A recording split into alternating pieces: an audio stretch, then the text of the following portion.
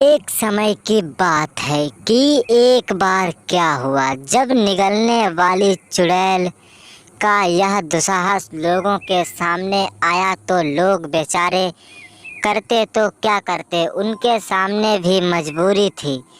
क्योंकि जब चुड़ैल ऐसा लोगों से नाटक करवाती थी लोग तो बेचारे छुप ही जाते थे और कभी कभार चुड़ैल भी गायब हो जाती थी। यह सोचते हुए जब लोगों के मन में भय होने लगता है तो सोचते हैं, अरे पता नहीं ये क्या हो गया है, लगता है लोगों की हालत बहुत ही ख़राब है।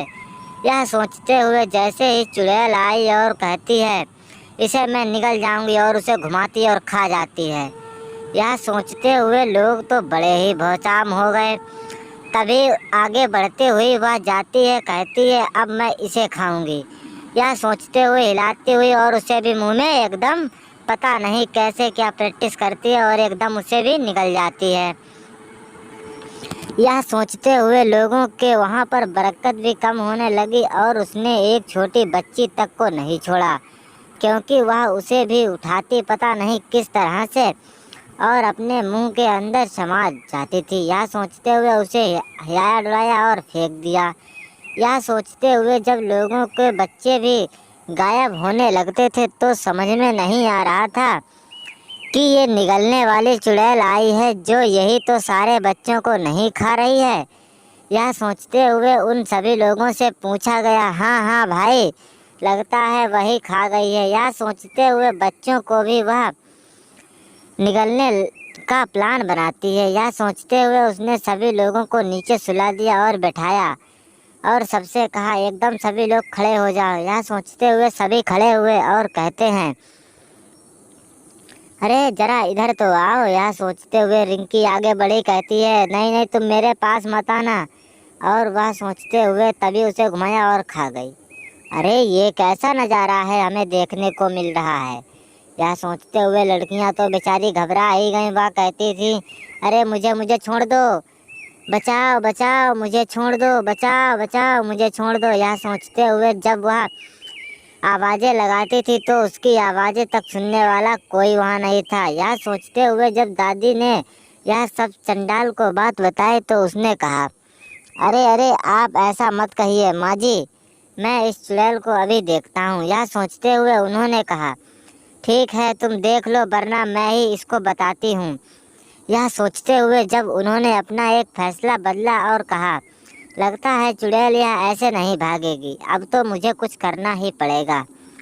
यह सोचते हुए जब उसने उसको चुड़ैल को इतना मारा फिर भी वह टस से मस नहीं कर रही थी और वह उठती है और कहती है, अब मैं तुम्हें भी खा जाऊंगी। यह सोचते हुए निगलने वाली चुड़ैल ने जब ऐसा प्रण किया तो वह कहता है, अरे तुम्हारी बस की बात नहीं है। यह सोचते हुए उसने कहा, ये देखो मैं अभी तुमको दिखाती हूँ। और उसने एक छोटे बच्चे को उठाया और कहती है, देखो मैं इसको कैसे निगलती हूँ, और उसे उठाया और निगल लिया। यह सोचते हुए दादी को भी उठाकर निगल लिया। अब बारी थी बाबा की और उसने बाबा को भी पास गई और कहने लगी, अब मैं तुम्हें भी खा जाऊंगी। और उसे भी बाबा के पास गई और निगल गई। यह सोचते हुए चुड़ैल कहती है, मुझसे पंगा मत लेना, मैं एक निगलने वाली चुड़ैल हूँ। यह सोचते हुए गांव में किसान और पुलिस भी आई हुई थी, क्योंकि इस सरपंच से उसने कहा था कि लगता है गांव में ज़्यादा परपंच फैल रहा है, इसीलिए मुझे भी कुछ करना पड़ेगा। और यह सोचते हुए उसने जब ऐसे कामों में अपना नाम बढ़ाने की कोशिश की तो वह कहती है, लगता है आज तो फिर खाना बनेगा। यह सोचते हुए वह तो उसे भी निगल गई और कहती है, हा हा हा हा, अब तो मुझे मज़ा आ रहा है और अब मुझे कोई डर नहीं। यह सोचते हुए जब उसने अपना एक पैर बढ़ाया और किसान भी बेचारा करता तो क्या करता, और वह उसे भी निगल जाती है और कहती है, अब मेरा बदला पूरा हुआ। और वह पूरे गांव में घूमती फिरती, मैं निगलने वाली चुड़ैल हूँ, मैं निगलने वाली चुड़ैल हूँ। यह सोच सोच कर खूब कूद कूद कर डांस करती और हंसी खुशी अपना जीवन बिताती, मैं निगलने वाली चुड़ैल।